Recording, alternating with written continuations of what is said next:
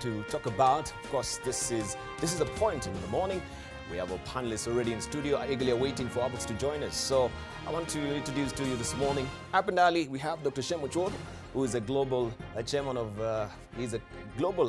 chairman of Kenya Diaspora Alliance. Also, we do have with us Dr. Agnes Zani. She is a nominated senator, and she's also the Deputy Secretary General of ODM. Jeremiah Kioni, good morning. Thank you for joining us this morning. He's a Member of Parliament from Nicaragua. We have a lot lined up to talk to today. Of course, looking at what is happening with ODM. Not really ODM, but the Jubilee Party. We don't know what is happening. They've been a bit mealy-mouthed, but of course, there's some babs from ODM. They're saying, oh, you know, it's going on very well. Well, we are here to find out, right? Right, but good to see you, Dr. Zani. It's been a while, right, Dr. Zani? It's been a while that, yes, you've been on this show since last year. We haven't seen you. You've been really flying below the radar. What's happening? What's happening? Busy building the nation. Busy building the nation. Yes. So you don't have to be all that loud, you know, tooting Building your... it and building it. Fantastic. So there is a lot that we're going to be talking about this morning, but the Director of Public Prosecution, Udin Haji, ought to order investigations into the Standard Gauge Railway project and other big infrastructure projects financed by the Kenya taxpayer, especially through Chinese loans. In this year, Kenya has entered into a secret agreement with China, a nation well known for imperial ambitions and unfair trade practices. The project, 973 kilometers from Mombasa to Malaba, costing 1.06 trillion shillings, give or take a few billions, is huge. Some section cost 1.3 billion shillings a kilometer, or 130 million shillings a meter. Granted, the 120 kilometers Nairobi-Naivasha segment goes through a challenging terrain, apparently requiring 17 kilometers of bridges and 7 of tunnels. For a single track, diesel-powered, non-electrified railway line, this is a very expensive undertaking.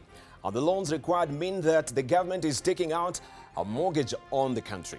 Now, this deal therefore needs to be checked, rechecked, and checked again to confirm that the contracting is pristine, there is no corruption, the taxpayer is getting value for money, and other alternatives have been explored and fairly discounted.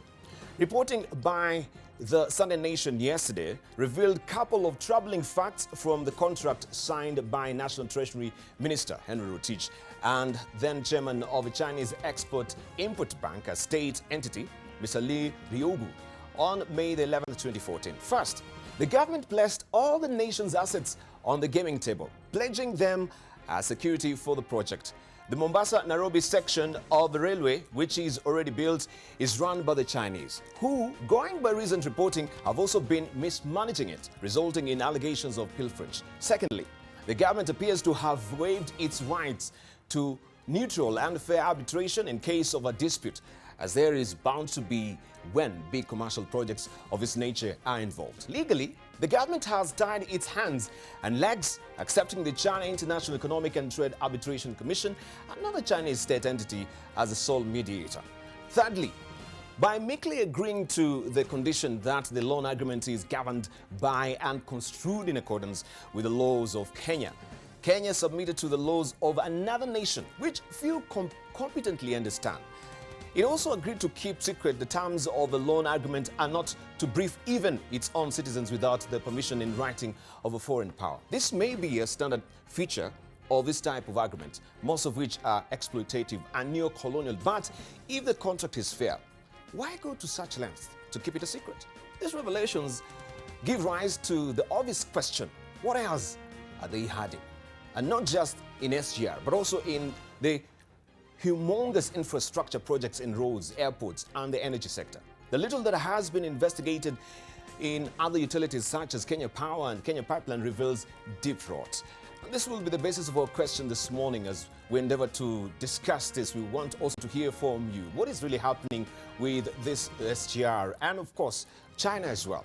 And we're asking you this morning, is Kenya a victim of China's debt trap diplomacy? Is Kenya a victim of China's debt trap diplomacy? That is the question. You know the drill. You can head over to our Twitter handle, which is AMLiveNTV, or also our profile name on Facebook is AMLiveNTV. And make sure also give us a thumbs up there and like our page, and also 20686 is our SMS portal. So these are the questions that we'll be discussing with our panelists this morning. Of course, looking at also what has been shaping the political scene last week, the week that has been. This is a point begins now. And right now, we also look at what is fresh off the press this morning. We begin with the Daily Nation. This is what is headlining the front page of the Daily Nation. Ruto bid to calm Jubilee 2022 storm is hogging the headline on the front page of the Daily Nation. Anti-Ruto campaign within ruling party has been gathering pace in recent days. Caught up in the murky politics of succession that is threatening to tear apart ruling party, Deputy President pledges to loyalty to Kenyatta should say, but cautions that there is only one leader in the party. This story continues on page 4 of the Daily Nation this morning, and you can see them here. There is a related picture, President Uhuru Kenyatta and his deputy William Ruto at Our Lady of the Rosary Catholic Church in Ridgeway's Kiambu yesterday. The promise, as the deputy president, Mr. Ruto is a step away from heading the nation when Kenyatta retires in 2022. Also, the problem, he has faced a barrage of criticism from within and outside Jubilee Party over his bid, as well as the controversial political debt owed to him by Kenyatta. And this is a bite from him. There is only one leader in Jubilee. Any other person outside that framework is a liar. Deputy President William Ruto speaking at the Joy Celebration Center in Naivasha. You can follow this story, as I've mentioned, on page 4 of the Daily Nation today.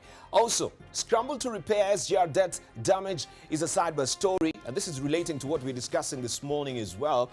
And it says here, page 2, Nation report yesterday on how a secret pact between Nairobi and Beijing on the funding of the railway line put Kenya's assets at risk, sends officials scrambling as media tour of second phase of project called off. You have all the gritty details on page 2 of the Daily Nation. Just a snippet of what they're saying here. Let me try and lift that for you so that you can see as well what we do have there. Page 2 of the Daily Nation. Officials trying to save face after Nation expose on SGR. Now, also the latest development on this is that there was meant to be a media invite from Kenya Railways today to try and, of course, take a tour on what is happening with the SGR. But that now has been postponed due to the revelation, we presume, of the expose that we had yesterday from the Daily Nation. And maybe where you need to zero in is also on the second column there, where it says the loan contract Nairobi entered into the Beijing has several clauses that heavily favor China and compel Kenya to make money on many compromises, with the most controversial one being the waiver of sovereignty on assets. Sovereign lending deals do not usually include the offering of collateral by the borrower, which explains why China's angling for Kenyan national assets has puzzled many within and outside government. You can follow all that gritty details here also on page 2.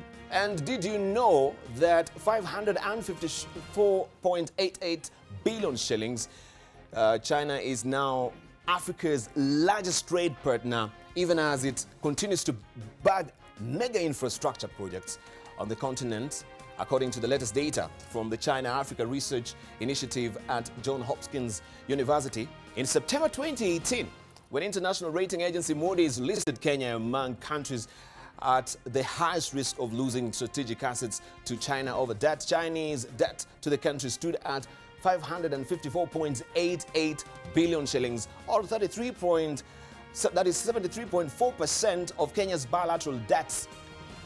And you have also new revelation and a warning as well, if you may just pick up also a copy of the Dailies today. I can't remember if it's the Standard or the Daily Nation, where they're warning Kenya again, that is from the World Bank, about the borrowing, the heavy borrowing that we are want to right now. So you have all those gritty details also as well in the dailies. That is what we have on the front page of the Daily Nation. The Standard is holding this headline for you. Uhuru Ruto put on face. Uhuru Ruto put on face of unity. And you can see them here. The closing ranks after tense interlude in which allies fought over perception. Uhuru was warming up to Raila and moving away from Ruto in 2022. It says succession plan. The two Jubilee leaders share a forum for 2 consecutive days to calm fears of fallout. This continues on page 6 of the Standard this morning. Also, Nyong'o airlifted to Nairobi This is tucked on page 4 of the Standard. Kisumu Governor Anyang' Nyong'o transferred to Aga Khan University Hospital in Nairobi from Kisumu. Doctors say his condition has improved and he walked to the ambulance accompanied by his wife Dorothy and his deputy Matthews Owili. I spoke to him yesterday and he said his condition is stabilizing, and of course that is also a good improvement of the governor of Kisumu, Anyang' Nyong'o, who is our regular panelist here on Live every Monday.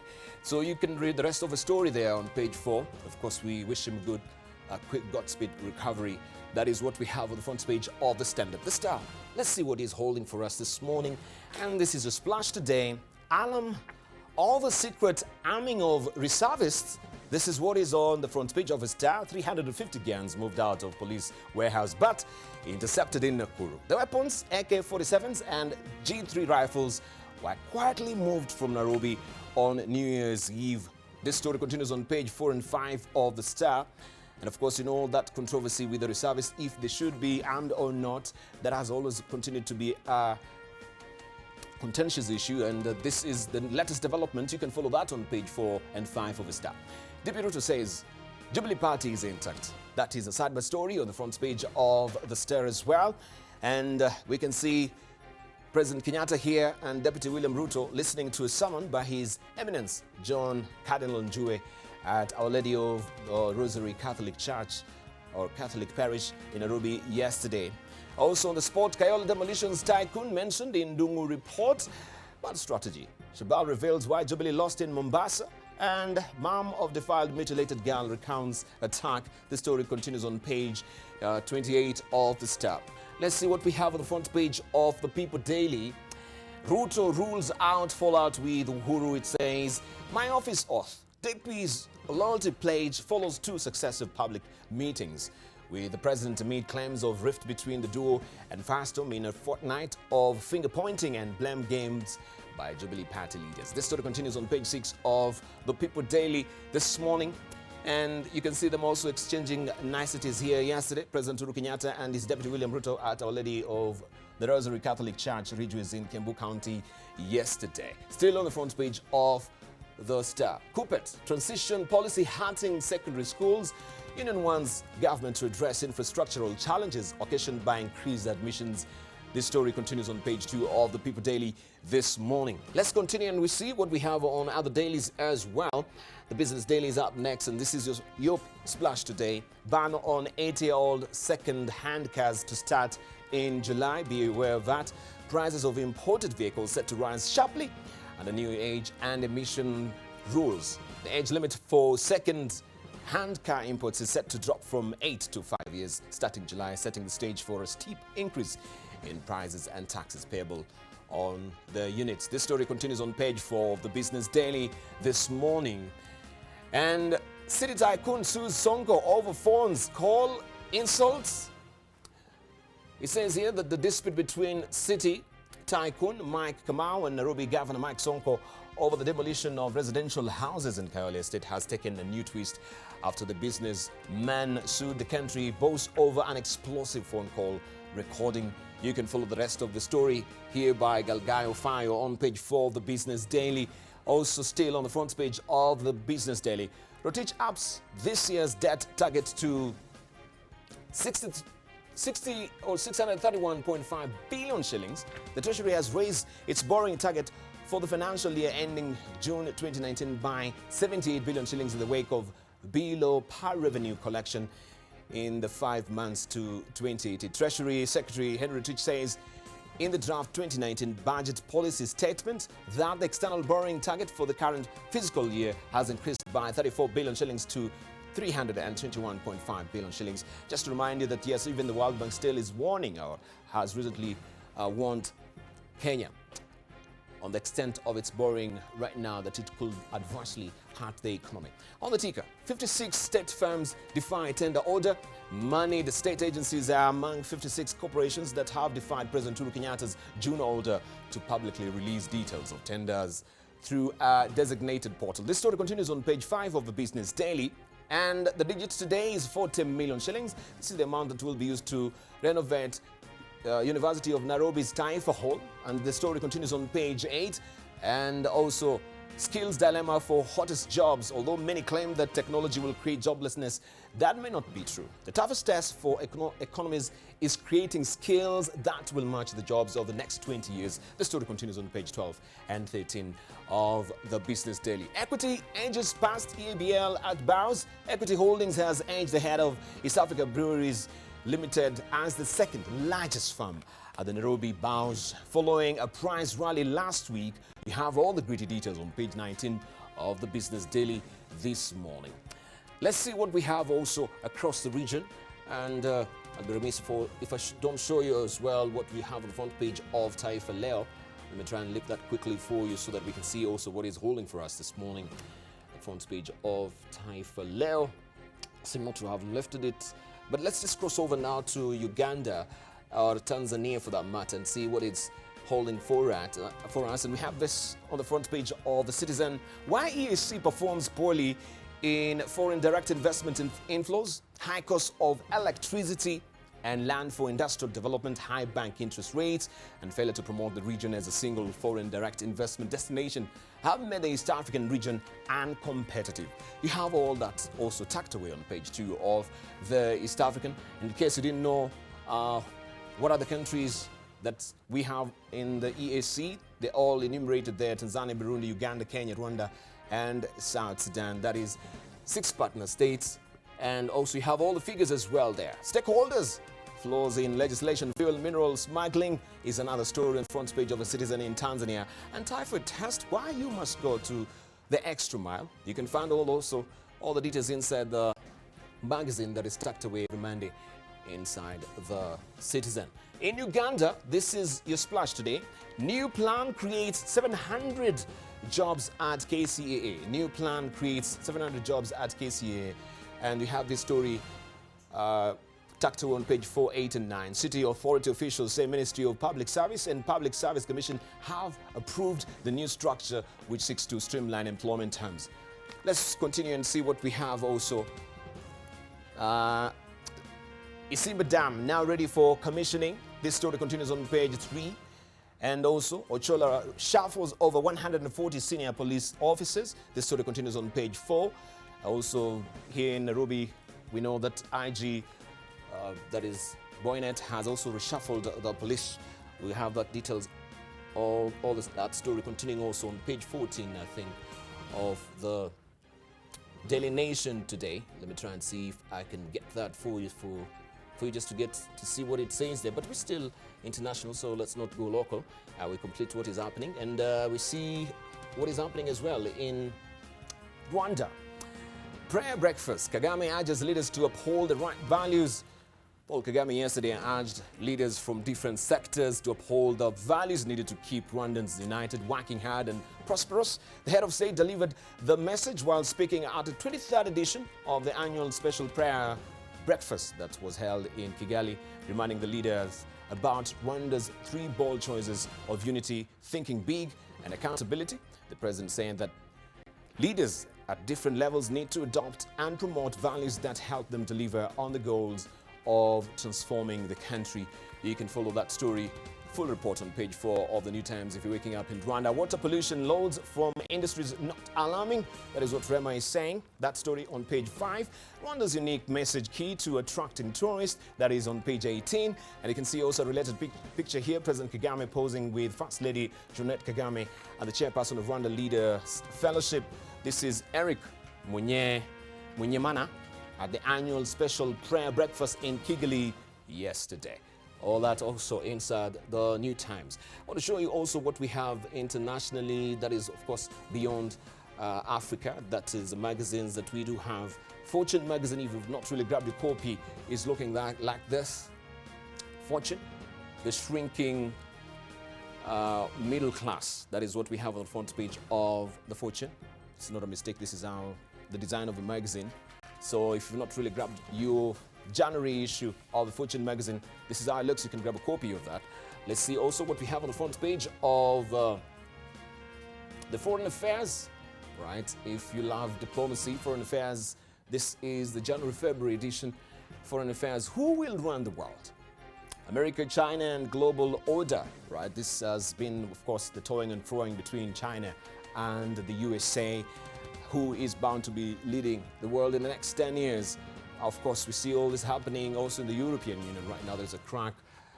Is there any unity? Brexit also is looming. Remember, tomorrow also, Britain, or we'll know from Theresa May what will be the outcome of the Britain crisis as far as agreement is concerned. That also will give you the greater details much later in the course of the program. I will be remiss if I don't show you what we have on the front page of the East African. Tshisekedi is declared winner. Can he fix a broken Congo? That is a probing question. Surprise announcement as the Catholic Church dispute resolves. A coalition government could be on the cards. And remember that Fayulu will be heading to the courts tomorrow in regard to, of course, Tshisekedi's winning. And people are saying that maybe there was a collusion between Kabila and Tshisekedi as far as his winning is concerned. So this will be the bone of contention, but let's see what will pan out from that. You have the full report on page 8 and 9 of East African. Also, Tanzania gets its second Airbus now, eyeing international routes. National carrier's second Airbus A220-300 aeroplane, christened Ngorongoro, landed at the Julius Nyerere International Airport in Dar es Salaam to pomp and ceremony on Friday. And you can see it here, full report. You have it on page 5 of the East African this week. Also, shock as Burundi asked students to raise poll cash. That is another story there. The Burundian government has roped in students to contribute to the poll kitty as it seeks 38 million shillings to finance next year's general election. Follow all the details on the page. Yes, inside the full report, inside the East African. They have not really given the full or the page there, but you can follow it inside the East African. Lastly, let me show you what we have today as the editorial cartoons. We can begin with, did I actually lift it? I'll try and see if I can do that quickly for you, because we really start for time. And we'll try and see again if we can get the one that I'm seeking out this morning. There we go. This is actually what Victor has drawn for us this morning. Brother, brother, brother, bro, bro, bro. There's a backstabbing, but this is what we see on television, right? I'll leave it for you to decipher this according to, of course, Victor. We'll be discussing this with the panelists momentarily. And just to show you briefly what also we do have inside the People Daily, according to Stano, this is what is drawn for us this morning. Rest in peace, NASA. And we can see Raila Odinga trying also, of course, to cut that tube of the Jubilee Party. All right, is the Jubilee Party in the deathbed right now? You can see that tongue wagging there. And this person that it really looks very washed up. Is this how Jubilee is looking right now? Maybe Alice Wahome will tell us this morning, right? Are they on the deathbed? Are they on a drip this morning? And of course, Okongo Omogini will tell us if that NASA, we can see the fresh clod of soil of NASA. This is how it's looking. Is it resting in peace? Is it dead? That is what now Stano has done for us this morning. Right, so there's a lot that we have to talk about this morning, but let's see what we have in the highlights for you, and we put this horse into full run as always. More than the port of Mombasa is at stake if Kenya defaults on the SGR loan. Sudan's security forces clash with protesters. And British PM warns of catastrophe in last-minute plea for Brexit deal.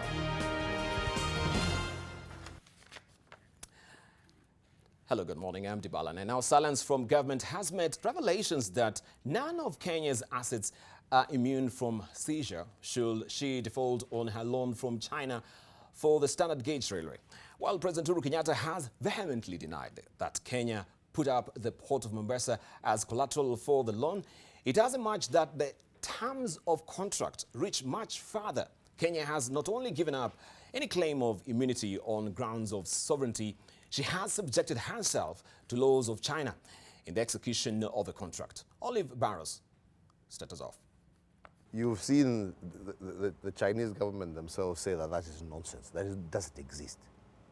Yeah? I am telling you, it doesn't exist. It's not all right? like that.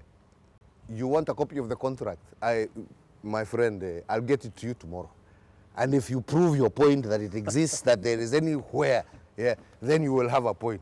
16 days later, the contract has yet to be made available for public scrutiny. What has emerged is that it bears a confidentiality clause, one requiring the Kenyan government to keep the terms of the contract secret, except with the express written permission of the Chinese government. Of greatest concern, however, as established by the Sunday Nation, who have a copy of the contract, is that President Uhuru Kenyatta's administration agreed to give up the immunity vested in Kenya's assets by virtue of her sovereignty, and of which the port of Mombasa is but one. Clause 5.5 of the Mombasa to Nairobi phase agreement stipulates that neither the borrower nor any of its assets is entitled to any right of immunity on the grounds of sovereignty or otherwise from arbitration, suit, execution, or any other legal process with respect to its obligations under this agreement, as the case may be. And according to the document, not only are none of Kenya's assets exempt from seizure in the event of default, Kenya has submitted itself to the laws of China in the execution of the contract, with clause 8.5 stipulating that any dispute that cannot be amicably resolved be placed before the China International Economic and Trade Arbitration Commission, whose finding would be final. Reached for comment, the Cabinet Secretary for Transport and Infrastructure, James Macharia, declined to comment on the authenticity of the aforementioned clauses. He instead directed NTV to his statement quoted in the Sunday Nation, where he said that the actual turnover will outstrip projections over the life of the loan repayment period, thus resulting in excess cash flows and reserves. This, he says, will mitigate any loan repayment risks on a sustainable basis. This yes, in effect, does not deny the position that the contract allows for Kenya's assets to be taken over by China in case the East African state is unable to pay her dues. He instead seeks to instill confidence in the position that the SGR will live up to expectation and Kenya will pay back its loan as planned. The Zambia and Sri Lanka situations, cited time and again by those with reservations about Kenya's growing debt to China, does not help the cause of bolstering confidence much. Speculation is rife that Zambia's national electricity company, ZESCO, has been in talks for a takeover by a Chinese company. The Zambian government has, however, refuted these allegations in the face of anti-China protests. And struggling to pay its debt to Chinese firms, the nation of Sri Lanka formally handed over the strategic port of Hambantota to China. Olive Barrows, NTV.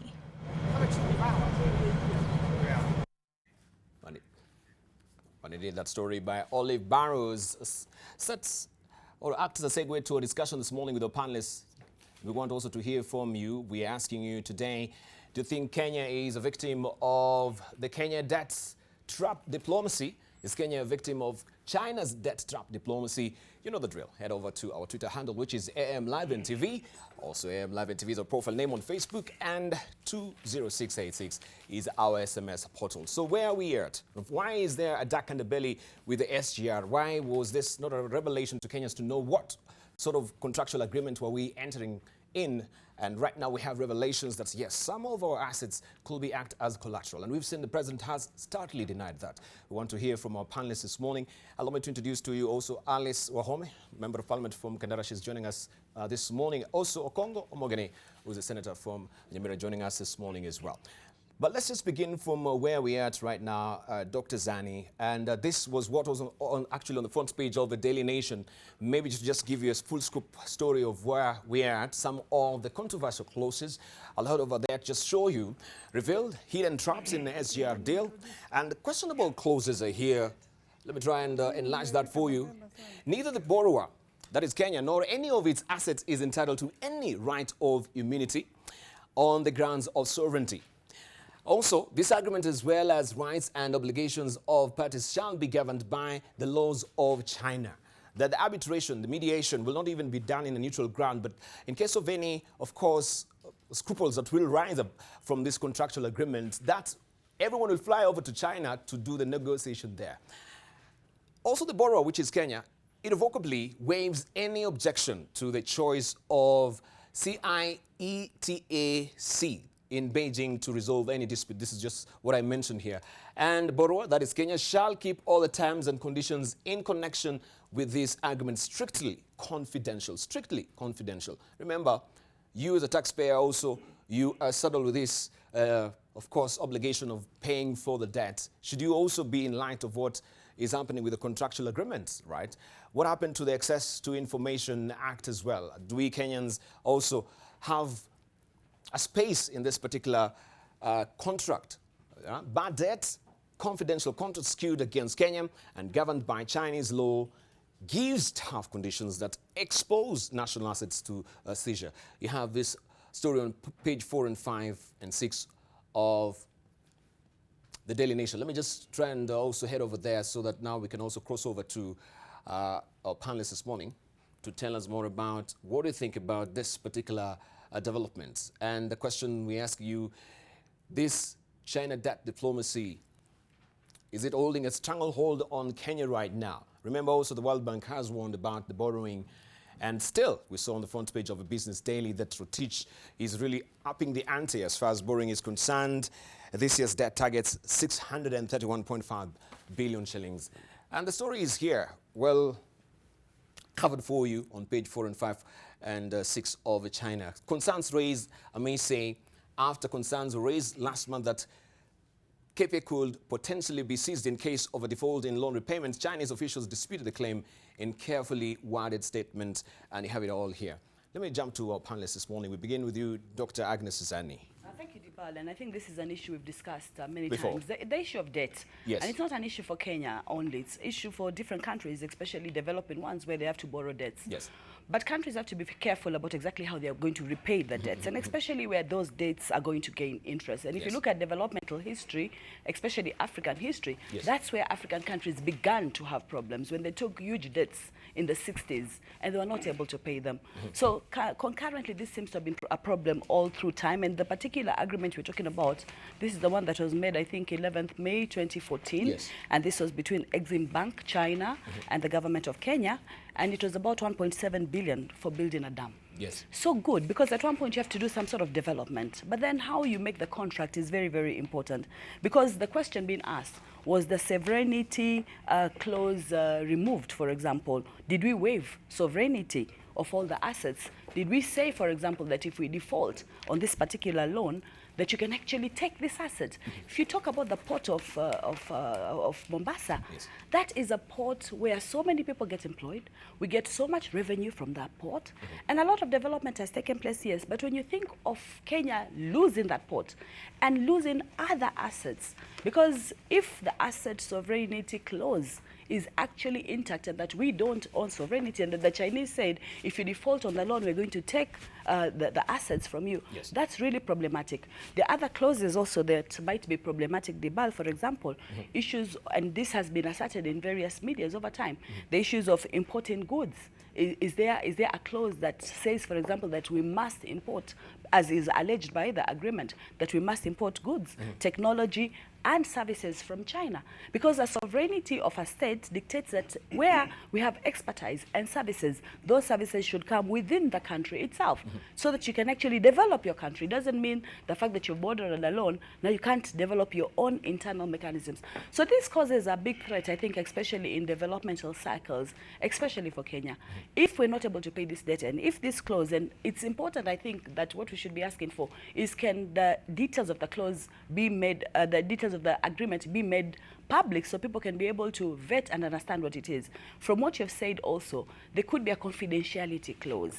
Now, how we navigate around that area, I think, will be very, very critical. Because if this is something already in place, and for the experts to look at the confidentiality clause of the agreement and say that there are certain aspects that we cannot actually see, then that takes us back, I think, as a country, in terms of how do we make agreements and how do we make contracts, and what is the implication for this? Because the implications are for everybody. If you look at some of the services and some of the goods coming from China, and Kenyans complain about this every day, and yet maybe nothing can be done because of a particular clause that we put into place in the first place. I think this gives a direction in terms of more assessment about how agreements are done, because the consequences are dire for the Kenyans. Consequences are dire. Yes, yes. Okay, let's hear from Honorable Jeremiah Kioni on this so far, picking up the legal mind and looking at the contractual agreement. And these are questions that we were asking last year. How come we are not really aware of what is happening, or what was the contractual agreement between Kenya and China? Is this a case scenario of bad negotiations, that we didn't have good negotiators going to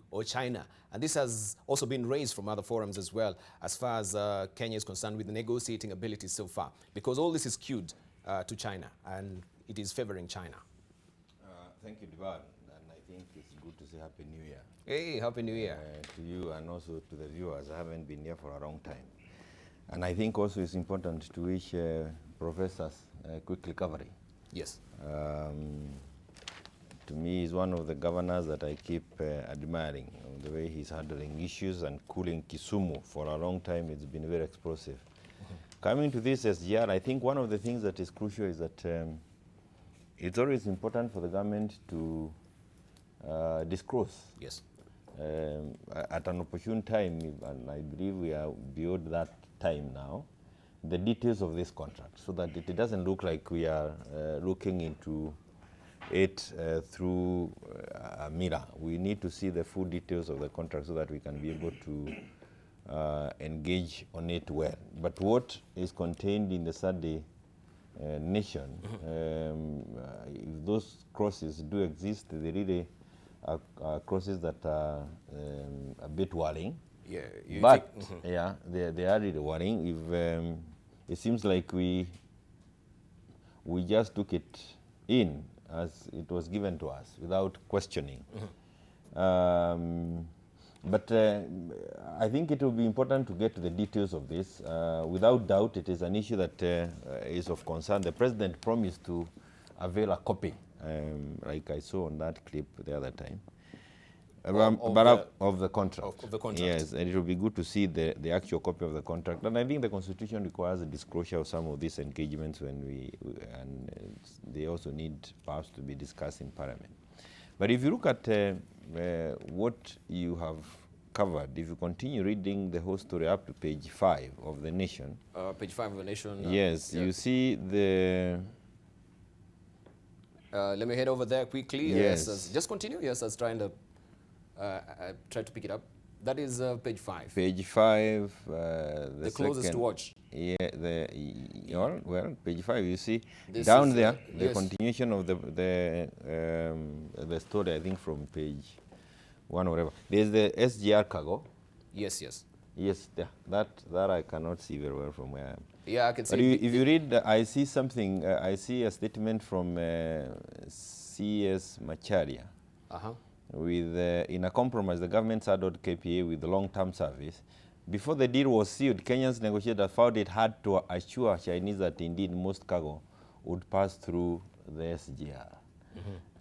And I think that's another revelation that is a bit scary. We were unable to assure China.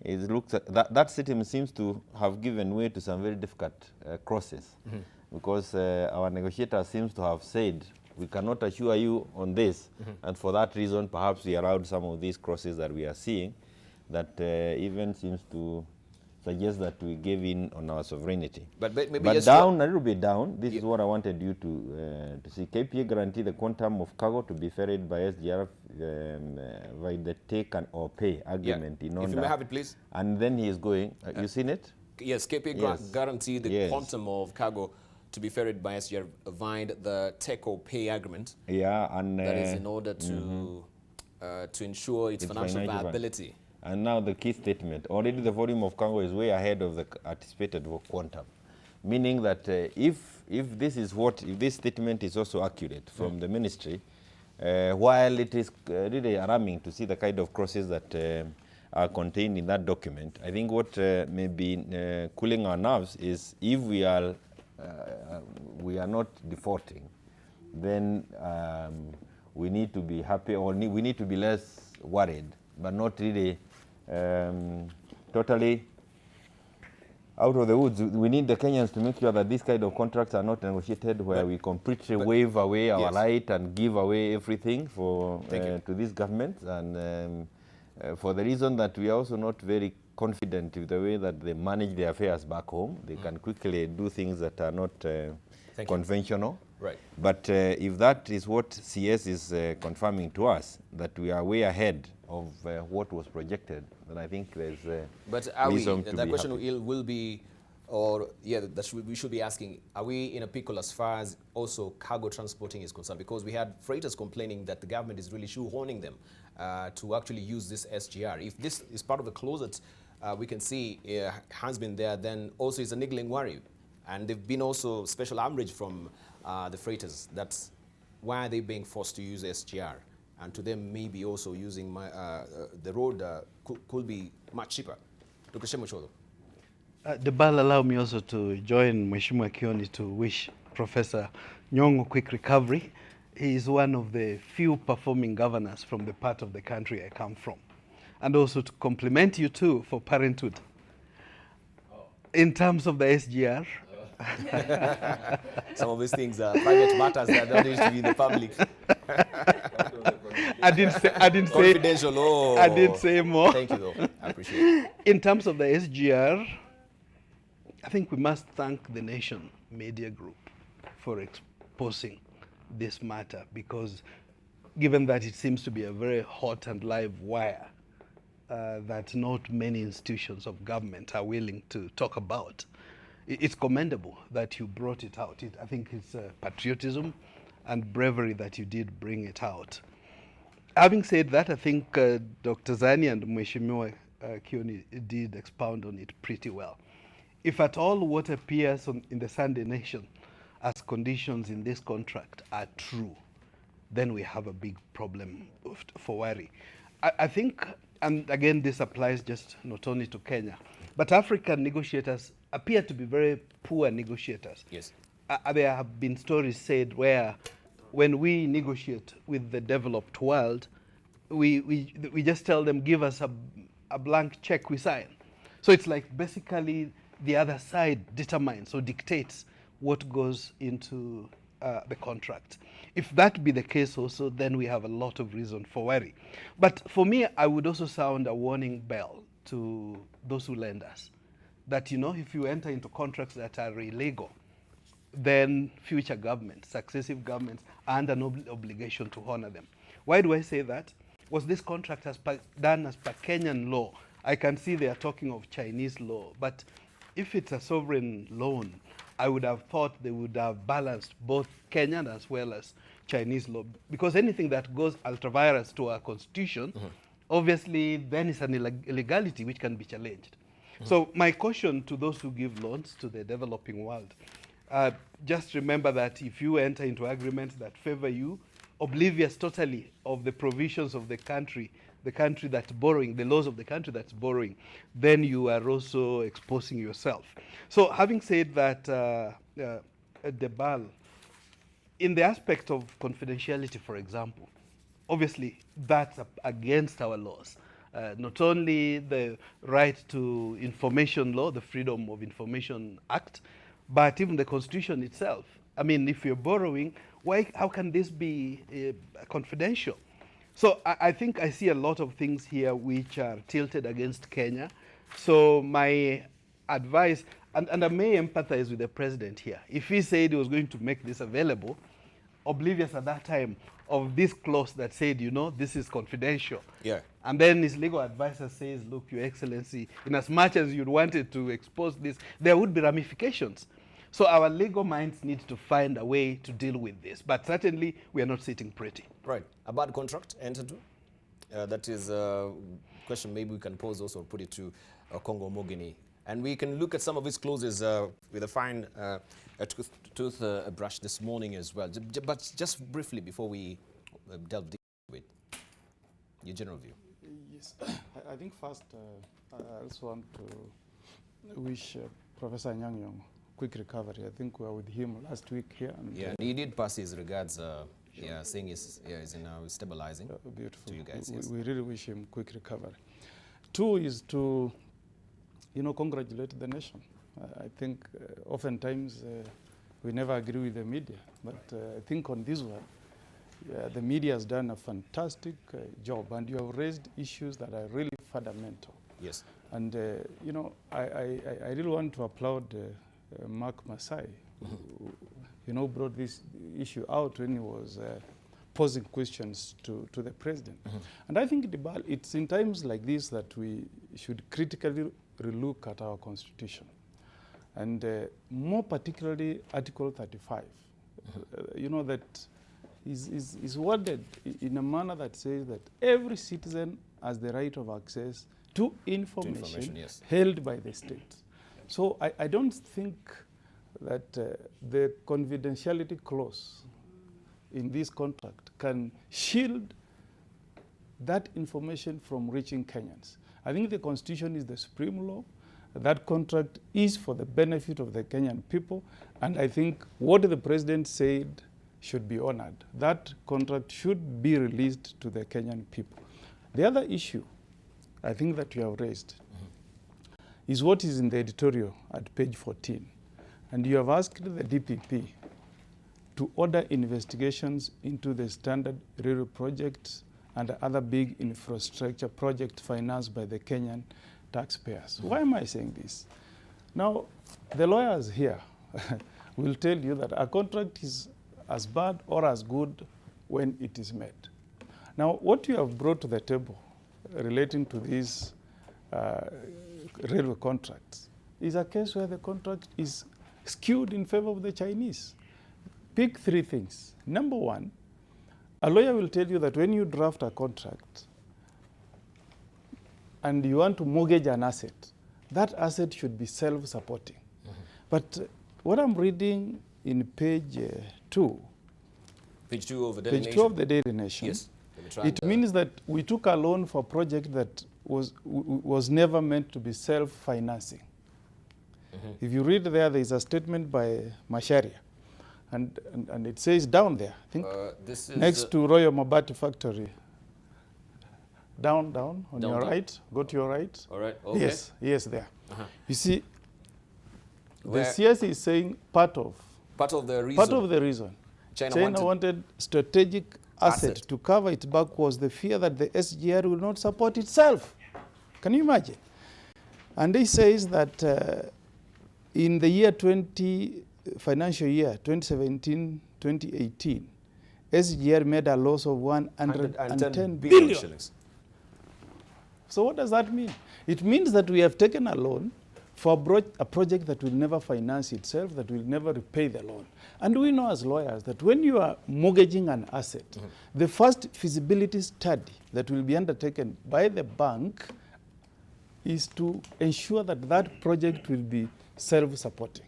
But here is a situation where we have taken a loan and put at risk several strategic assets of this country, including our port in Mombasa.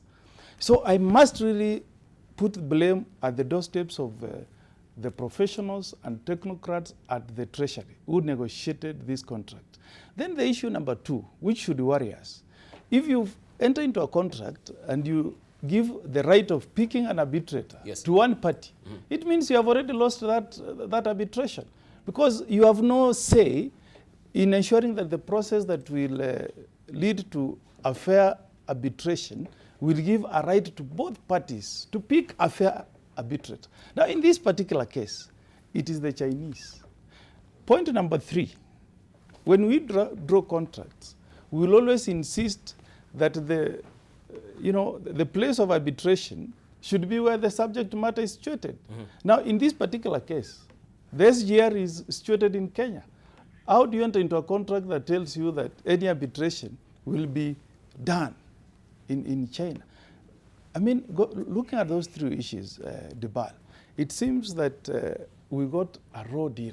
We got a raw deal. We got a raw deal on this matter, and the best that we can do to the people of Kenya is to ask the DPP to do immediate and urgent investigation into this. And then action be taken on professionals who may have mortgaged this country to a foreign entity called China. Before we take a short break, let's just also rope in Alice Wahome on this.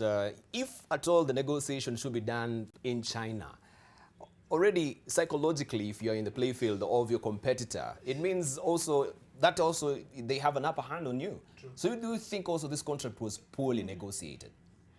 Actually, if I were to be asked, Debarl, and thank you, I think it is good manners for me also to join my colleagues here to wish Professor a quick recovery. He's really one of the focused governors so far, and we miss him on this forum. Let me say that first and foremost, I think the platform, the venue or place or jurisdiction of negotiation normally is actually written in the contract. And for me, I think it should have been either in Kenya or any other neutral ground, but not in China. I think those are the two options, Kenya or another neutral ground. Yes. Considering then that this loan appears to have been taken on an asset that was being constructed, it then, of course, normally you can have a loan that you put 2 or 3 assets. But in this particular case, and for government, normally they would restrict, the contracts would restrict the collaterals, the supporting security to the asset that is being developed. Otherwise, then there is no need of developing an asset using another asset. Then it defeats, for me, the purpose. But I think I would actually say myself it's an illegal contract. It's an illegal if contract. These are the things that are going on, sure, for me, it's an illegal contract. And it is very early in the contract for us to be having these particular issues, and therefore it would be sensible and reasonable to call the contract now back and renegotiate, because there are provisions for, there should be provisions for clauses for renegotiation. Yes. And so that we can put ourselves in a better sitting in terms of this contract. The earlier the better. And why I said that it is an illegal contract, yes, it is not possible to have 2 provisions in this contract and then call it a proper document. One, you cannot oust the sovereignty of a country with another with a document that is made on a lawyer's table. It's not possible, because the Constitution belongs to the people. The sovereignty of this country is by the people, and we only delegate. We don't delegate to, matters of contracts. That's an illegal contract for that reason. The second reason, and that's my last reason, is the fact that you are talking about putting out Kenyans, because Kenyans can always call you off. Actually, Kenyans can always exercise their sovereignty directly. We have always said so. So to the extent that it is purporting to be drawn and having jurisdiction outside the home where it is housed, again, that speaks to illegality. Right. Yeah. Okay, we're going to take a short break right now. When we will circle back with you, Agnes Zani. But of course, a tender reminder of the question that we asked you this morning, and to just get your comments as well. Is Kenya a victim of China's debt trap diplomacy? All these clauses that we are seeing here, are they alluding to this fact that yes, we've been trapped, and this is a hopeful choice for us. We have nowhere to run, and we crossed the Rubicon as far as this is concerned. And as Alice is raising this issue of illegal contract, what will be the avenue of getting out of this morass as well? We look at this at the other side of the break. When we circle back, of course, continuing with our discussion. I'll be remiss if I don't just read 1 or 2 tweets before we take a short break. My director, Mike. We have Abdallah Mdambo saying it seems that China learned this kind of debt trap diplomacy from the World Bank and IMF. It's the same strategy. Also, we have Jasper Mogire saying even non-lawyers and fools, how the elite view Mwananchi can without a doubt understand the SGR contract to be biased, unfair and dangerous to Kenya. What was the role of the AG? I believe this administration is hell-bent on enslaving us. We have Bosko saying, of course, it's a death trap. The question we should now be asking is, what are we going, or can we do to salvage the situation, or are we in too deep? Elijah Okwema is saying this debt trap diplomacy is quite worrying. Uhuru Kenyatta needs to come clean on this, but let busybodies like, of course, these stay out of this. I think this is just personal. I should have seen that. My bad. Also, Bambi Wa Agrippina saying, I smell a rat in this SGR debt deal. The president promises to make the contract public, only to realize that he cannot because the Chinese terms of the contract forbid it. from being made public. It seems there is more than the president doesn't know about this deal. So was he speaking from the both sides of the mouth when he said that, yes, we are going to reveal these terms or the contractual agreement to the public, and yet they were bound by a contract clause here? We explore this on the other side of the break. Don't go away, much more coming up on the other side of the break.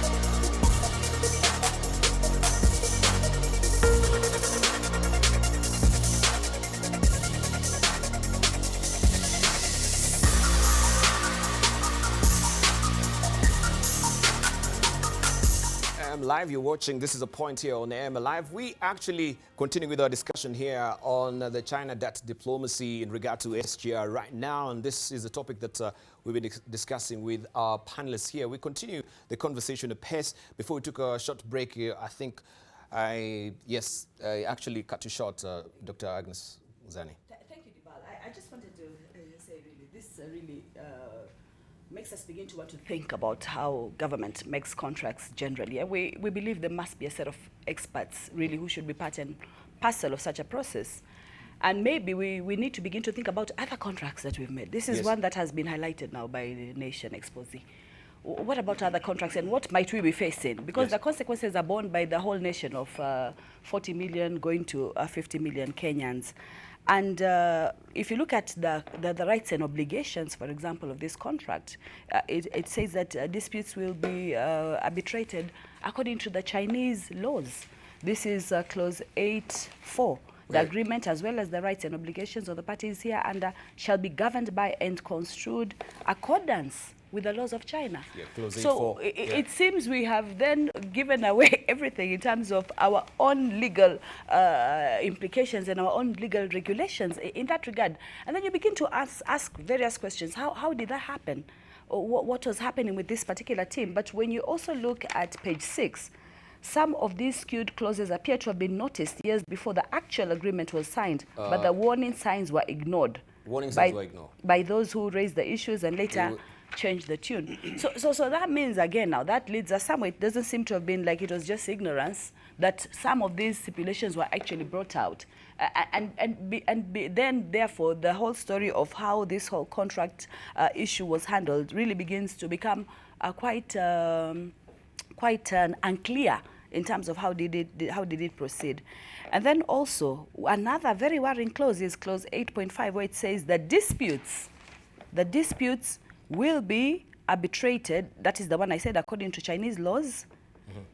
The dispute will be arbitrated according to Chinese laws. So we've actually more or less even given away the sovereignty very directly by saying that. Then another worrying sentence in the clause 8.5, any dispute arising out of or in connection with this agreement shall be resolved through friendly consultation. And in that friendly consultation, each party shall have the right to submit such dispute to China. Again, we don't have neutrality there. To China International Economic and Trade Arbitration Commission. So I think this is one agreement that seems to have a lot of issues going around. But also, as we answer this, we need to raise the bigger question. I hope this is not happening also with the other agreements, because the consequences are dire.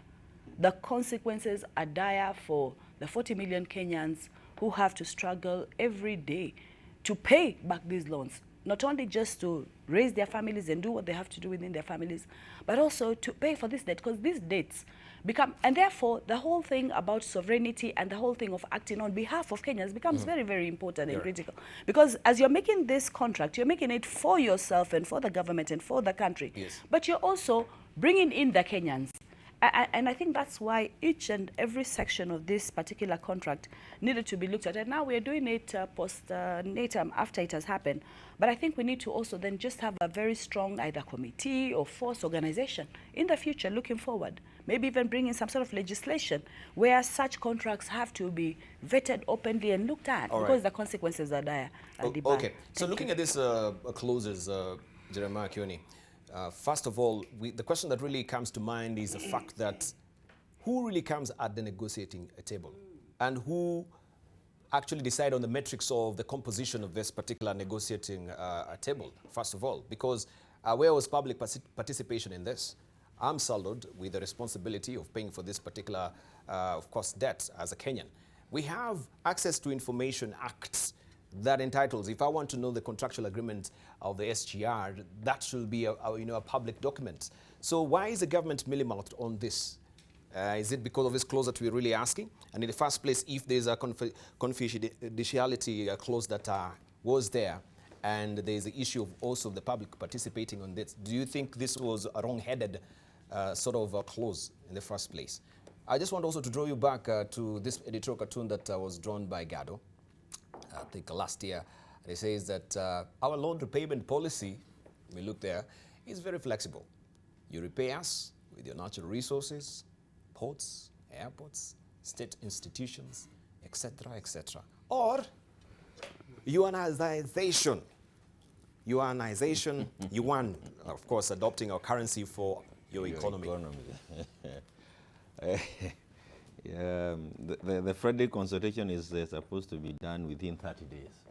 And you can imagine how short 30 days are for the friendly consultation before you get to the really legal issues. 30 days is a very small window for countries to negotiate. And that also worries me. But I perhaps a step backwards or behind. One is to establish whether there was a nil motive. what motivated the individuals who sat at the table to do all these crosses? Was it is it because they did not know how? Or was there a reason as to why they may have gotten ourselves here by, was there any corrupt deal? I think these are the issues that needs to be investigated. Who was to gain? Because this kind of thing, it's a project that is done for the benefit of this country. Are there individuals who are going to gain personally from it? Because that then would explain why they may have crossed eyes to some of these crosses. And if that is not the case, then what is it that would have pushed people to this level? I don't believe that as a country we are so lacking in knowledge on these issues that we can get saddled in this kind of crosses without something else happening. And that's why I think it is important to engage the ministry themselves in it. But I know my colleagues will continue engaging on this, and it is important. But I wanted just to, so that to go on the other side of it and say we are in it, we are where we are, and there we are. We would have to investigate this and look for the criminality in it and sue, and people have be held accountable for it. But how do we save ourselves as a country from losing our sovereignty, from losing these assets? I think Alice mentioned you can call back the contract and say it's a bad contract and we want to negotiate it again, remembering that already the SGR has been done. But I think one of the other things, we need also now to focus what do we need to do ourselves as a country to ensure that these bad crosses never come to pass. And I think this is why I was trying to lead more of the positive aspects that have been mentioned by CS Macharia. Those who got us where we are will need to tell us how. But I think, again, there was that paragraph that was led by Senator Mogeni on today's page 2. Page 2? And you will see that where the CS was acknowledging that we have already made a loss of 110 billion shillings. But the paragraph immediately after that is saying that the Rhine made a monthly loss of 7.5, and there is a projection now. However, we now project that it will turn around and make a profit of $50 million by June this year. And we want to see whether this is, I think it will be consoling for Kenyans to know whether we are headed in this direction. We are already cooked by the kind of contract that we are already in. We can try and negotiate ourselves out of it. But are we also making, able to meet the targets that were set by those people who put ourselves in those contracts? I'm assuming that they may have negotiated such a bad contract knowing that we were going to turn it around and make profit, pay ourselves out and go. But if that is not the case, then we need to start addressing ourselves. How do we get ourselves out of that? I hope that we already beyond the target, beyond the margin that they had set. And I can see a few of those paragraphs coming from CS Macharia, because that will assure Kenyans. I think it will be scary to go home saying that all of us, we are about to be mortgaged. And it is good to give some hope. If we are able to turn around and make profit, thank you, then eventually this SGR will pay itself. The country will be better off. But again, we should avoid this kind of contract. All right. I want us just to focus on those particular clauses. I can see also on the front page of a Business Daily, you're saying maybe this is ramping up. We are way out of it. But look at what Rotich is doing. Is upping this year's debt target to 631.5 billion shillings.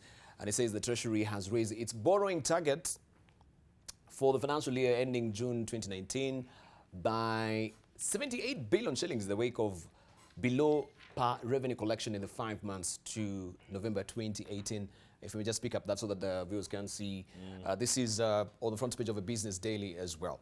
So where are we at? If revenue collection is actually going down the tubes, we're still digging the hole deeper and deeper in terms of borrowing. We're talking about sovereignty of assets also teetering on the brink as well. Are we in a bad shape?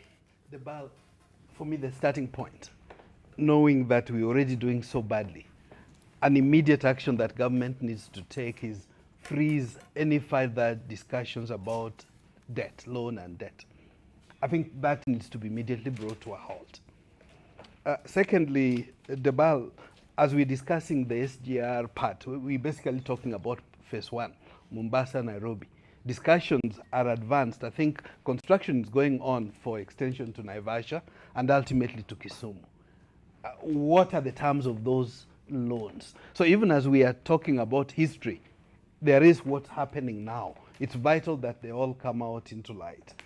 Having said that, Debarl, I would also be keen in terms of way forward, knowing whether I was looking at the International Court of Arbitration.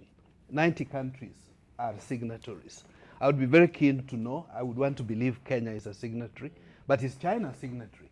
Maybe this is where the lawyers can help us. Because if China is a signatory, then the rules that apply at International Arbitration Court would override any other agreement that parties to that statute have committed to. So that could be a remedy that we may utilize. But having said that, Debarl, I think we must also acknowledge it's not that there is no silver lining to this issue here. It's not that the infrastructure that was developed is wrong. We solely need the infrastructure that was, including the SGR. But there must be issues of value for money, for example. When the very initial study was published, I remember a few years back, the claim was that for 80 billion shillings, we would have the entire SGR done from Mombasa to Kisumu. How come that ultimately it takes 360 billion to do it just from Kisumu, sorry, from Mombasa to Nairobi? I mean, these are questions that somebody needs to answer. At least the technical people need to tell us what happened. Is it that the pre-feasibilities were wrong? Or is it that prices have changed overnight? Or is it that the procurement was not right? So these are issues that the aspect of value for money we must look at. Finally, in this particular regard, Debarl, I think it clearly the illegalities, the 5 or so clauses that captured very well in yesterday's Nation are issues that really have to be addressed. But more fundamentally, and maybe talking from the perspective of the National Dialogue Contact Group, one of our key areas is economic reforms. And we're currently constituting a think tank of Kenya's leading economists to look at the issue of public debt, because this is a major issue that needs further narration and a national conversation beyond just the SGR. And I'm glad Nation is helping us lift the lid on this important issue. All right. Let's hear from Okongo Mogeni. Yeah, I think there's something that is key to note from what Rotich is telling us. You know, prudent management of borrowing should cap borrowing to not more than 30% of your income. Now, if in this country we are now moving to a debt of 631.5 billion, it means that we are way beyond the accepted standards in terms of borrowing, because these actually affects development in our own country. Because when we are sharing revenue under Article 2 or 3, we first remove money that we are using to pay our national debt. Mm-hmm. And what remains is what we use for development, both for the national and the county governments. So this should actually worry. And I think I just want to agree with the issue that Dr. Shem Ochoda has brought up, that we need a national conversation on how far can we go in terms of borrowing. Because, you know, you can't keep on borrowing and borrowing. We'll actually end up as a country that has fully been mortgaged. Even future generations that will take up leadership will have nothing to manage. Everything will be just for paying off debts. And I think going back to, you know, these contracts is good to bring them bare. You know, in terms of what my friend Dr. Ochoda is talking about, we are tied to the to the China International Economic and Trade Arbitration Commission as the body that will oversee any arbitration. So you cannot even make reference to the World Arbitration Commission. Right. And then the contract says that the award shall be final and can be enforced in any jurisdiction, not even in Kenya, meaning the Chinese can attach even our assets in other countries, elsewhere. That's how bad this contract is. But what is of solace to us, I think, in terms of access to information, the confidentiality clause says that the only way this can be waived is unless required by applicable law. So I think for us, we'll say our own applicable law being the Constitution, under Article 35, we have a right to information. So the government has an obligation to put this contract on the table. But really going forward, That confidentiality, what page is it? Is it from, where are you reading from? it's in, I think it must be, I'm getting it online. It is 17.7. It's in the Nation. If you look at... He's talking about The article? I'm talking about the article, Okay. yeah. All right. It gives a rider there. It says that the confidentiality clause Okay, let me can just... be waived. Continue? Yes. Right, okay, okay, continue, yes. Are you there? I'm trying to lift it. Yeah, it actually says the borrower shall keep all the terms and conditions hereunder in That is connection 17. with these agreements strictly confidential. The borrower shall not disclose any information hereunder or in connection with this agreement to any third party unless required by applicable law. So for us, the applicable law in this case should be our Constitution, wherein in Article 35, Yes. the Kenyan people have a right to access information. Article 35 says every citizen has the right To of access. access to information held by the state. And this agreement is one of the information that is held by the state.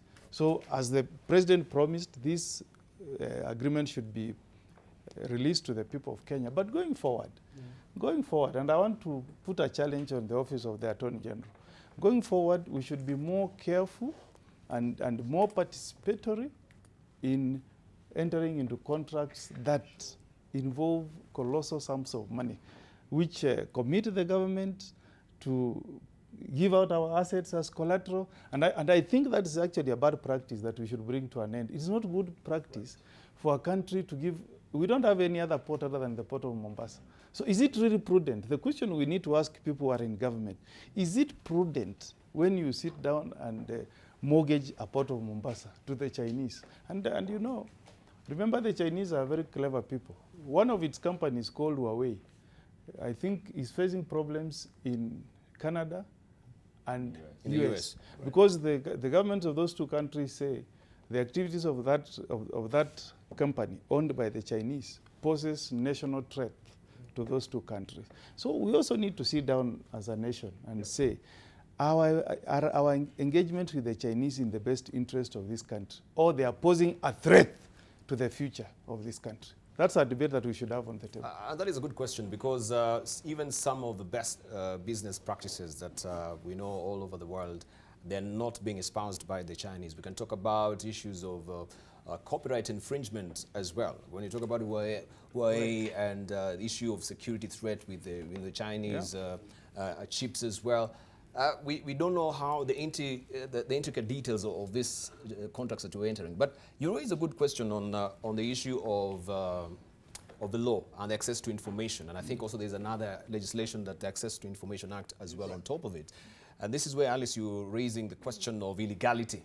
Yeah, that's where I was raising the question of illegality. And I'm happy that that reference to the parent law or the country's law, the applicable law, then would seem to, for me, to cover. As a panacea. Yes, it could be the solution for us to call for review of this contract. And I want to imagine that, you know, even the way the Chinese people have come here, and Kenyans don't seem to be completely comfortable and happy with them, because again, I think it is some of these activities that appear to be not very transparent, and we are in an era where we are seeking and asking for accountability and transparency in the manner in which the government is transacting public dealings, because every activity that the government undertakes really is an activity on behalf of the people of Kenya.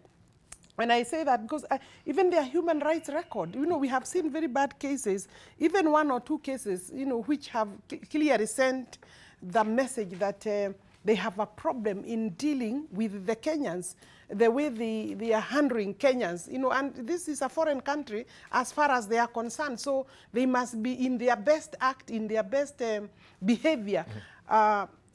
therefore, I want to say that possibly there is also a legal gap in terms of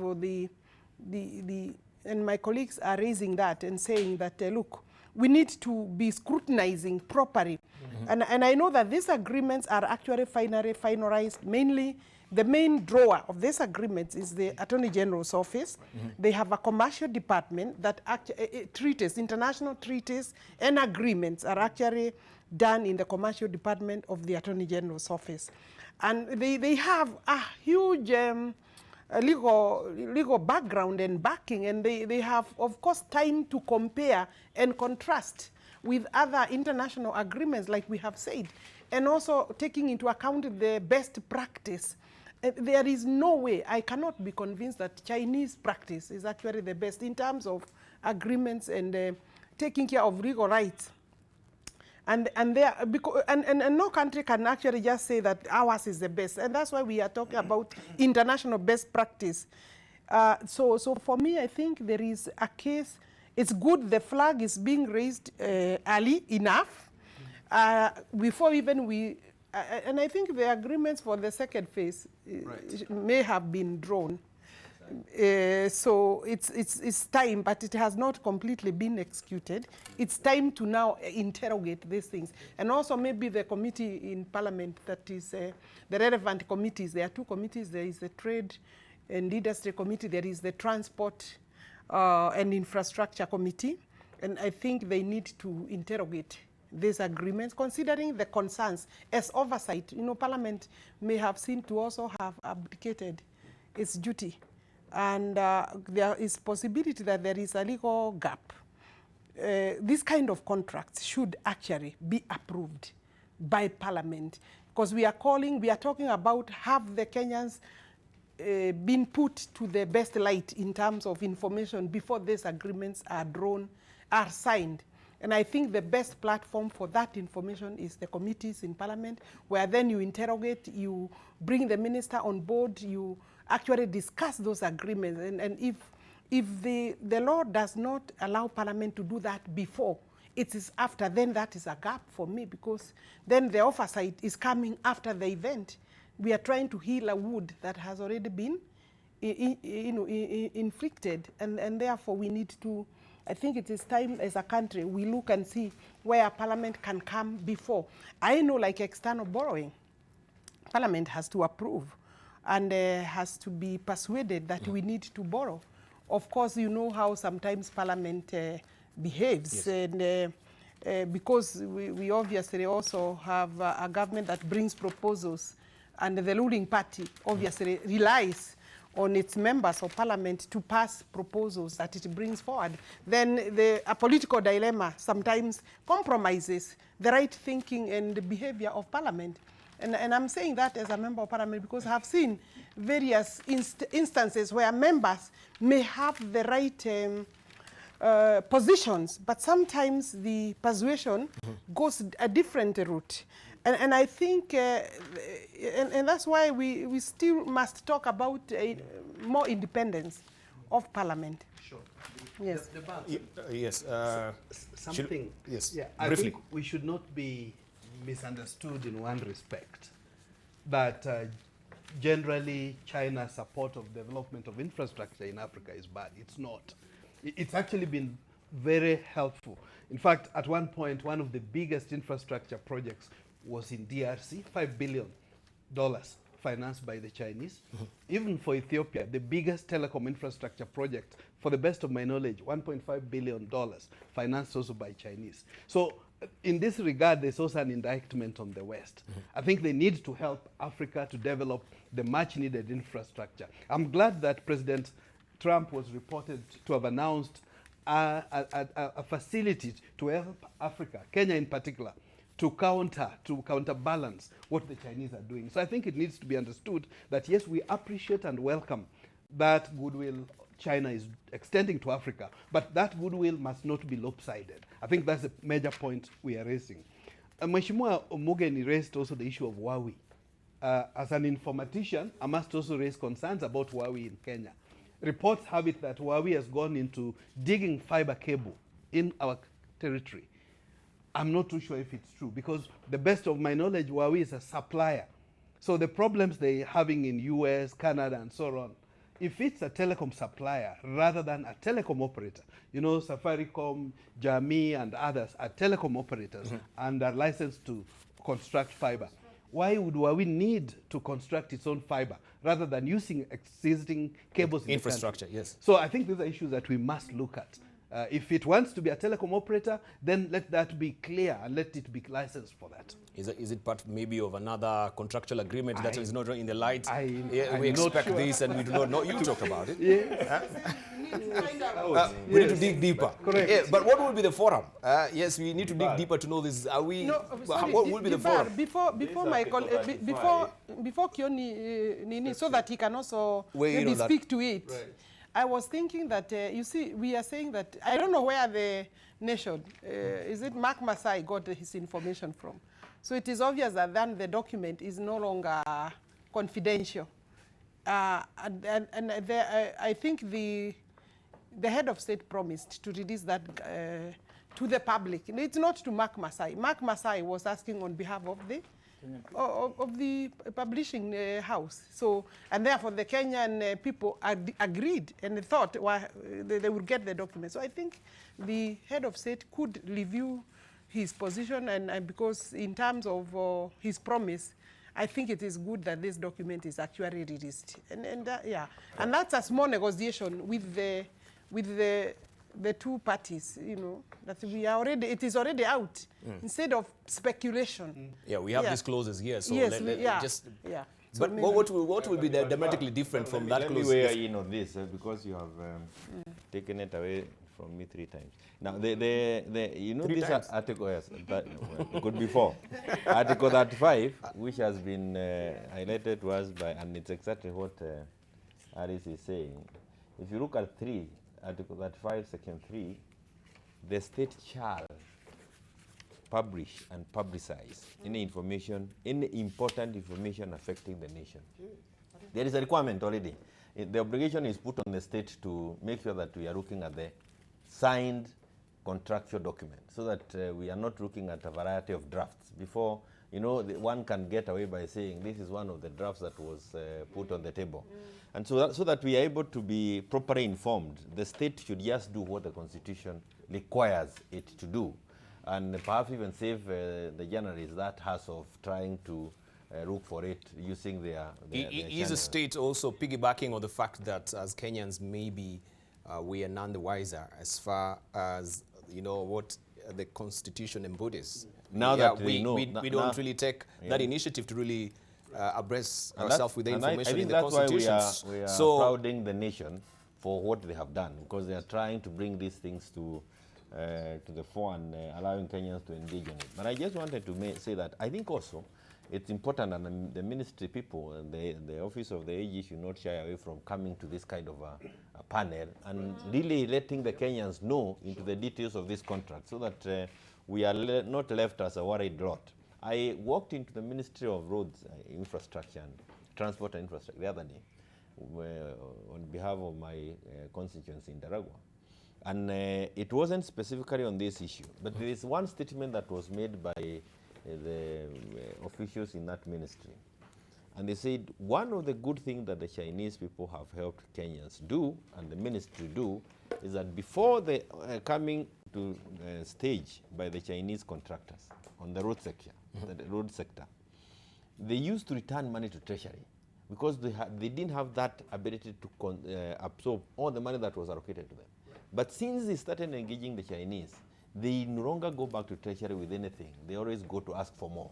And he was saying that is one of the best things that has been brought by the Chinese. Their way of doing things made it easier for Kenya to develop the infrastructure facility, and also to use the funds allocated to the roads, among other sectors. So there is, like Dr. Shem Oshodo has said, there's quite a silver lining on all this. There is a lot that we can also see. We can see many roads that have been done by the help of the Chinese. But again, we also must not get lost. Kenyans are also a little bit jittery about these guys. Where will they stop? You know, where are they going to stop? Where are they going? That again It's upon the state to come and allay those fears among Kenyans. And they are genuine fears. When I see them, there is a time I was at St. Andrews and I saw somebody conducting the choir. And my instinct told me this is a Chinese conducting the choir, the church choir in Kenya. And if they have the, if they can help us conduct choirs also, so be it. And it wasn't true, it's just my fear. These fears are there across the country. And I'm saying, can the ministry and ministry concerned and the office of the AG come out clear? The president did hint, and when the president says something like that on air, it's not upon him to do it. It's really the officers around him who should quickly lash and do as he has shown he desires done. Correct. And I think if we do that, because again, we have the second phase, and the contracts certainly maybe they're already beyond where we think. But we are also told that for the first phase to be viable, we need to do the second phase. So if we then say we don't want any other contracts with the Chinese, we may not then, the word will be that then don't ask us why it's becoming impossible for us to repay the loans. So was that also maybe was that also a tripping wire from the contract itself? Remember, remember you are dealing with the Chinese, they foresaw. Yeah, and they say for you to complete for this now to be viable, the first phase, you need to complete the But is the it second true? phase. You know, those are the why things. do you think the Chinese have been waiting to come and give you money? They are business people. They want to make money from their investment. So it's upon us to also be wiser when we are borrowing and make sure that we are getting the best out of it. All right. Is there something that also the Kenyans kept under the table that they haven't told us that may just may just tell us? Yeah, because we don't believe that Kenyans were just actually in a sleeping stupor while they were negotiating these things. So are there any underhandings that were ongoing on the table as well, Agnes Zani?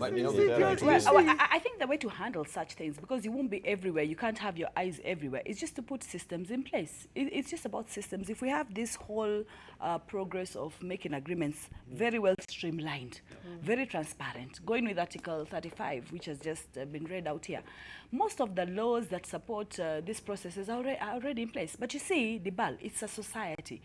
As Mheshimiwa Kiaundeme is saying, you might find a situation where maybe people do have their own interests. Maybe people drive things in a particular way. But at the end of the day, 40 million people should not suffer as a result of that. So yes, we need development partners. And you know, we're just now highlighting on China, but there are so many other development partners we have across the world. And we haven't yet delved into some of the, if this is the way this contract looks like with China, how do the other contracts look? So I'm saying we need a very, very streamlined process. And that very streamlined process needs to be very, very transparent. It needs to be clear. We need to learn from what we are experiencing now. We need to learn from the process we are doing this morning. Going through these clauses that are surprising us as panelists, and surprising Kenyans in general, surprising the legal personnel and the people in the first place, so that we're moving to a place where we really don't want to be able to see such a situation before. Yes, we need development partners. Yes, they bring in a lot of good things, but the sovereignty of the country cannot be compromised. You cannot have your assets that were built since independence over time at such risk. And this can really elicit a lot of passion from Kenyans, because they're thinking our assets can actually be taken. And they're saying, yes, these assets, according to this agreement, the way it is, that these assets, yes, can be taken, not only the ones in Kenya, but also outside the country. So we need to go back again. Maybe we need now to really call out and find out, you know, more details. Who are the people who are involved in this contract making agreement? What was the driving force? What sort of recourse can we have? And the recourse that has been mentioned, going back to the Constitution and looking at the Constitution and saying, can we actually, Zani, yes. I said before that the committee, these questions we are now grappling with, the Committee on Transport and Infrastructure must take up this issue as a first agenda when we open Parliament, so that they can actually have this debated even on the floor of the House. But there must be some sort of oversight and some sort of overall, you know, sort of a macro approach, you know, some sort of macro body that has expertise to vet all sort of contracts across the board. Apart from the legislative angle, apart from Parliament that has been mentioned, there must be, so that now we can actually say this particular body is the one in charge, and this body should have done action 1, 2, 3, 4 that it did not do.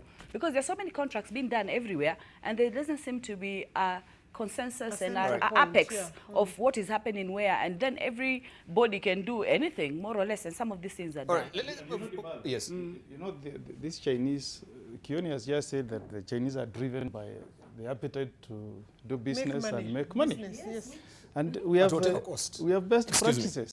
You know, if you go to Ecuador, you know, Ecuador, the Chinese built a dam on an outdated feasibility study. And now as we speak, they are seeding up $125,000 worth of fuel to the Chinese as part of the deal to repay the loan that they were given for a project that is not self-financing. Go to Ethiopia, which Dr. Ochoa has made reference to. The railway line that was constructed between Ethiopia and Djibouti, the results we have there is that the project was not feasible.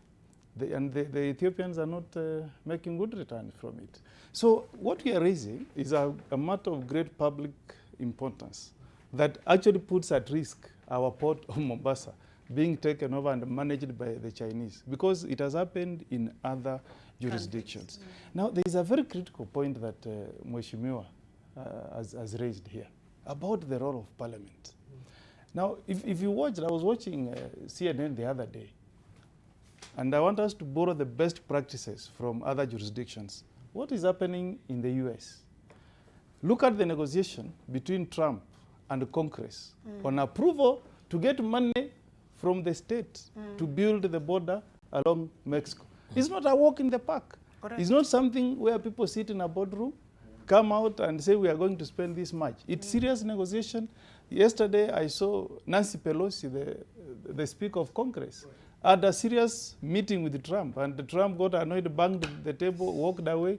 But she told Trump that you will come back again till we agree and look at the importance, the viability of this project to the American people. Will not allow you to spend.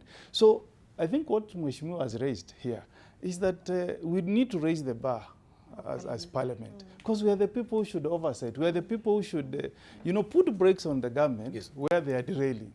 So this idea of, we support every project that is mooted by the government is not serving the interest of this country. We are members of Parliament elected. Let this be a wake-up call, so that from now going forward, when these agreements come to the committees of the House, it should not be that we must sing tune with the government. No, we should interrogate them, look whether they're in the best interest of this country, whether we are getting value for our money. If we are not, let us say this is not politics, this is about the interest of this country. We will not endorse this kind of borrowing by the government unless we reach there, Debarl. He's raising false hopes. False. How can that be from an honorable member of Parliament? My goodness. False hope with Parliament. False hope. For as long as political parties are in the nature that we have NASA in already walked over to many places. We have Jubilee has numbers, and we have a governance structure. I think it is good to just read this constitution and just try and apply it directly. All right.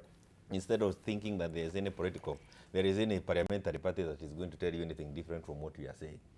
We want the state to publish and publicize the important information of the contract. Let the Kenyans themselves, we will engage in it in Parliament thereafter. Yes. But this theory by Senator here, he should have abandoned it long time when he read the numbers in Parliament. Why it is that, why we can see what is happening in the US, the numbers are so close. The political parties are so strong. They are so well defined that you can rest in the comfort of your party and know that your party will not abandon you, strangle you after you have been clear on the floor. And don't lie to Kenyans. This is something that we can talk so nicely about here. You will not see it on the floor, because for the reason that even the moving, just allow me finish. Was saying we raise the bar. Yeah, not saying it will and you are happen. not going to raise the bar when the political parties are in the way they are, because you are really being controlled by Is the there a political bar in parties. the first place? Maybe In that fact, would that be is the question. Yeah, Is there a bar? Do you have a bar? But I also wanted to say this, Debarl, Debarl, before the bar is, before we look for the bar. I made similar noises, I think, back in the 90s about Kiliu Valley Development Authority. And when I made a visit thereafter, the only white, because we used to say this is a white elephant at the KANU government, and certainly we must have lost some money through corruption. Yes. And the people just said, the only white thing about this whole investment is the paint. Otherwise, try and switch off one of the switches here, and you hear what noise you get from Nairobi. Because they are really supplying power to the grid in this country. And I believe that, I hope that we'll be able to say the same thing about SGR sometimes in the future. Thank you. That it will benefit Kenyans to a point where we say, fine, mistakes were made, but we've made some strides. Right, thank you. As a country. Before we leave the SGR and go into the politics, Debarl, a point Mheshimiwa Alice was whispering here was, and Mheshimiwa Kioni mentioned, the viability of the project, phase 2. Do we need to extend to Naivasha, Kisumu, even Uganda? As an engineer, I think I can say yes. We need to make it viable. I mean, even without the details. But it needs to go all across. Actually, it needs not only attached to Rwanda, it needs to go the entire way to the Atlantic, the western coast, Africa coast. But we saw also Uganda have suspended also their project of interlocking in the Kenyan railway with the Ugandan. I think it is on pause. I think these are issues that are being talked about. These are projects that we have to do. And I'm glad the former Right Honorable Prime Minister has been appointed as High Representative for Africa Infrastructure, because Africa needs this. But of course, whenever we do these projects, whether in Ethiopia or DRC or Kenya or Uganda, they need to be prudently done. Also, in terms of the legal side, I remember there was a time Dana Mayo, for that's the older generation, Dana Mayo used to be one of our major experts when it comes to international arbitration in commercial matters like this. I really think it must also be an indictment on the professionals, whether legal or engineering or accounting, those who are involved in this process under the AG and the Ministry of Transport and Treasury. I mean, were they blind? They need to come out. I think I want to concur with our colleagues. But finally, the aspect of value systems. I think this, which is captured in Article 10 of our Constitution, which we must embrace, instill, and embrace in executive, in the legislature, and even among our professionals. Thank you. Thank you. Maybe as we are winding up on this SGR, and we take briefly a look on the politics of the day or the week that has been. We know also Mandarin is being introduced in the school curricula right now, right? And this is sort of also a culturation of China in us. Now we'll be speaking, and maybe years to come, Alice will add another name of Yuan Wing, Alice Wahome Yuan Wing, and on that. Could we ask a simple question? And people are maybe riding on the assumption, we've seen some of this contract, maybe when the delegation of Kenya went to China, they find a contract in Mandarin. Right. So they could not decipher because the language was in Mandarin. Yeah. And we've seen some of this contract also still, they're not translated to in English. They are still in Mandarin as well. Where are we headed? But just briefly, that was on a lighter note. I don't know. Personally, I don't know where that came from, because I don't remember us discussing as a nation that actually we need to add Chinese language as one of the other languages. I saw it in the papers. You see, the Ministry of Education is coming with very many surprises. Yes. Because for me, any other foreign language should actually be an optional language, and mainly it is done in private schools. I don't think we should. I mean, we have not even been able to speak our own mother tongues. Why can't we even start there so that, you know, we don't feel so compromised? Then from there, then we have everybody speaking good Swahili, and then maybe English as the third language. If you asked me, that's where we need to start. Right. How do we then start with a foreign language? And you know, actually there are so many things that are going wrong in the Ministry of Education. Even admissions have been haphazard again, and arbitrarily, without consideration that the parents are the ones building the schools. Then you come up with rules that are really not fitting within and in the Ministry of Education in terms of what practices that we have used. Okay, you can control and manage, regulate admissions, but not to micromanage. And that is not going on well. So for me, I think that is wrong. It is where we are now going. You know, we are saying, how far will they go? How far will they go? How far will they go? Go to any international meeting, you will find that the West, you know, they are very keen on their own languages. If it's the French, English, there are translators that can help you. I think we are losing it. All right, and even the national broadcaster right now, I think it has a segment where we have Mandarin being taught. Yeah, so you can is switch it in. another agreement which is somewhere? Yeah, You know, is this it part could be of another agreement. yes, the contractual agreement are we It talking could be- about? It could be part of this. Yeah. So insidiously, you know, the Mandarin language is entering I into. would say that thing needs to be also discussed by Parliament. We see, is it necessary? What is the timing? And why has it become necessary? Necessary. Yeah. Right, let's just wind up with this editorial cartoon that was drawn by also Gado. And of course, these are the African leaders.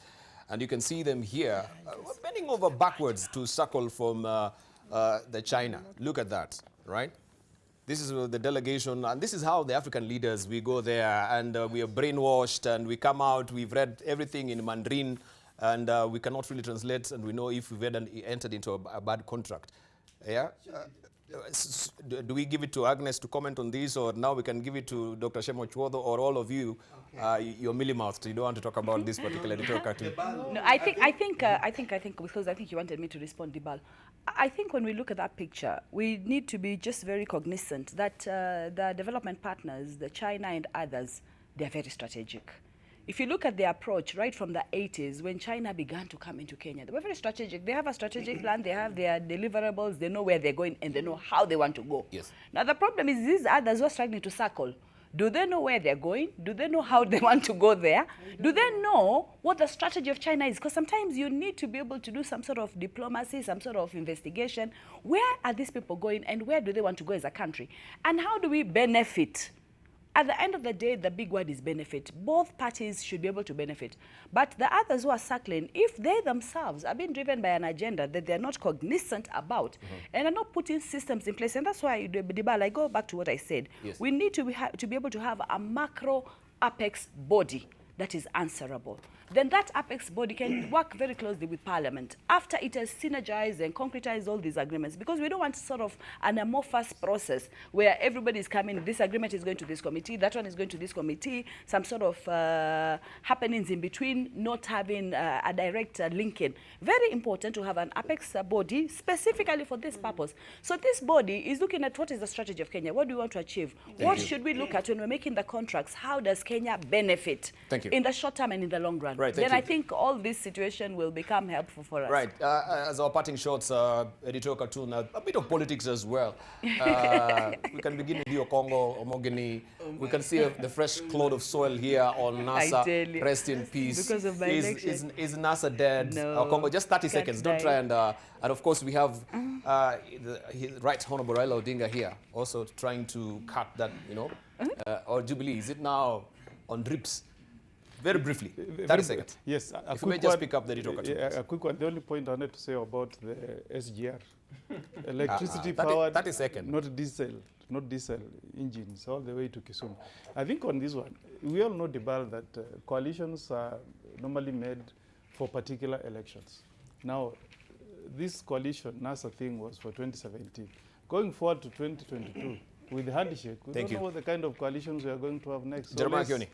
Yeah, right. You can see, rest in peace, that looks accurate. This other one of Raila with, inaitwa nini kwa Kiswahili, Musumeno.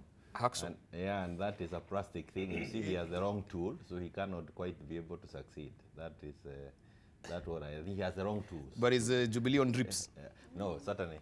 If we were in drips, we survived on drips, and we made strides in the past. Let's hear from Dr. Agnes Dani. Thank you. I think operationally, NASA, we know the Secretariat is in place. In fact, Norman Magaya just wrote a letter recently.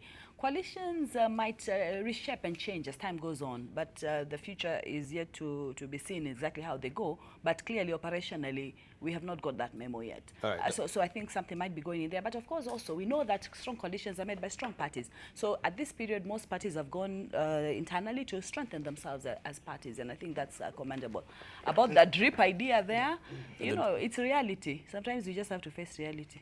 All right. Debarl, in terms of NASA dead and all, I think there are different voices we are hearing. In the papers, ODM leaders are saying for Embakasi South or East, NASA is dead. But I wanted, more importantly, the aspect of long-range planning which China has, which our leaders need to have. In fact, there is the thinking that China perhaps way ahead of the US in terms of where they're going to be 50 years from now, the role of artificial intelligence, robotics, and so on. Perhaps we need to escalate our Vision 2030 to maybe Vision 2063 to be in line with Agenda 2063. Where is Kenya going to be in the long term? That aspect will address a lot of issues we are talking about, to the extent that even the language becomes an issue. In fact, a major problem, it's hard to talk about this agenda without talking about DRC. The effect of international observer in the recent elections and the French effect. Africans meet, they are doing elections, the Francophone versus Anglophone. So we probably need a common language. Maybe Swahili, we need to front it as our national language. Personally, I have no problem Mandarin being taught as an option. Right. Let's say from Alice, finally. Yeah, NASA is dead. Yeah, Raila is no longer in NASA. He's actually in Jubilee. And Jubilee is at war with each other. Jubilee is in serious war with each other. And it depends on how it is managed. That is managed to be able to survive the next phase, to form the next government. I think before we continue with the next phase of the projects that we have been discussing, it is important that we bring the documents in public, interrogate them, and so that we can be able to give a blessing or a green light to the rest of the projects that we want to extend.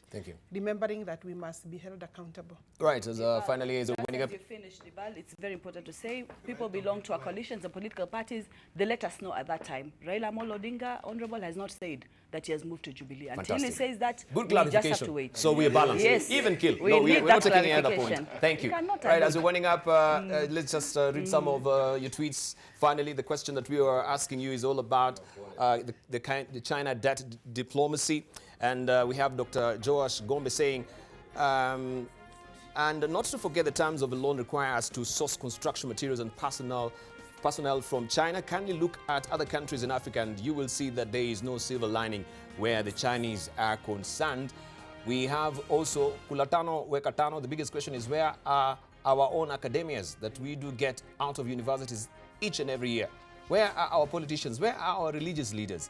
Also, we have Samuel Oruto saying, it's shameful that the entire government, more political leaders supposed to oversee things on behalf of citizens, were as ignorant as an old villager as concerning the contract of this SGR loan to Kenya.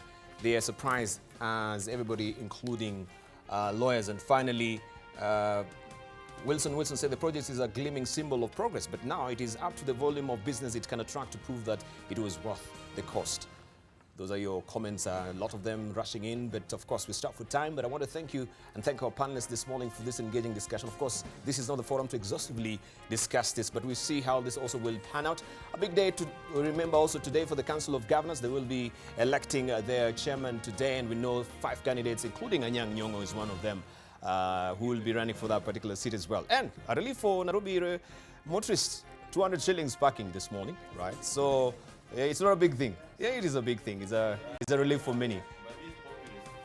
All right. Thank you so much. All right. Thank you, panelists, and thank you for your valued company. My name is Debarl.